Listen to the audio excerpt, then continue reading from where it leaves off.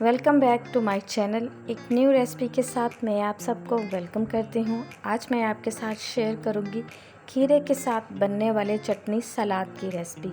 आपने बहुत तरह के सलाद ट्राई किए होंगे, एक दफ़ा ये वाली रेसिपी ज़रूर ट्राई कीजिएगा। आप रायता बनाना बिल्कुल भूल जाएंगे। बहुत ही ज़बरदस्त सी ये सलाद चटनी की रेसिपी है, बहुत ही इजी है। तो चलें इस रेसिपी को हम स्टार्ट करते हैं।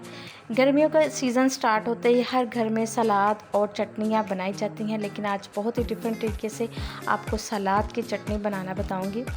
तो ये इसके लिए मैंने 2 खीरे लिए थे, जिन्हें मैंने क्यूब्स में कट कर लिया था। अब इसको फ्लेवरफुल कैसे बनाएंगे, तो इसमें मैं 2 से 3 टेबलस्पून मैं इसमें सिरके का इस्तेमाल कर रही हूँ। ठीक है, सिरके से इसका फ्लेवर बहुत अच्छा आएगा और खीरों में एक तुर्शपन आएगा जो खाने में बहुत ही मज़ेदार लगता है।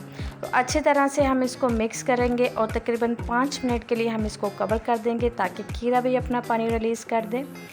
और इसका पानी यूज़ कैसे करना है ये भी हम आपको बताएंगे। तो हम चलते हैं अपने नेक्स्ट स्टेप की तरफ। तो एक चॉपर लेते हैं, इसमें मैंने 8 से 10 कलियां लहसुन की शामिल की हैं। साथ ही इसमें मैंने 3 से 4 हरी मिर्चें शामिल की हैं। सब्ज़ धनिया और पुदीना ये हम इसमें डालेंगे। आपने फ्रेश सब्ज़ धनिया और पुदीना लेना है, इसको आपने अच्छी तरह से वॉश कर लेना है। ठीक है, ये हम चॉपर में डाल देंगे। अब इसमें हम पानी का इस्तेमाल करना है। तो पानी का इस्तेमाल हम कैसे करेंगे, जो पानी हमें ये खीरे में हमने सिरका डाला था वही पानी हम इस चटनी में इस्तेमाल करेंगे।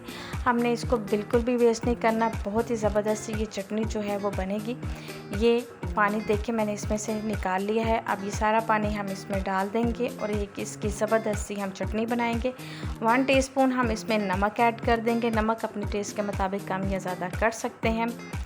चटनी जो है वो मैंने बना ली है। तो अब इसमें हम शामिल करेंगे क्यूब्स में कटे हुए लाल लाल टमाटर और साथ ही एक मीडियम साइज़ का मैंने प्याज लिया था जिसे मैंने क्यूब्स में कट कर लिया है। ये हम इसमें शामिल कर देंगे क्योंकि आपको पता है सलाद प्याज के बगैर तो बिल्कुल ही नामुकम्मल है।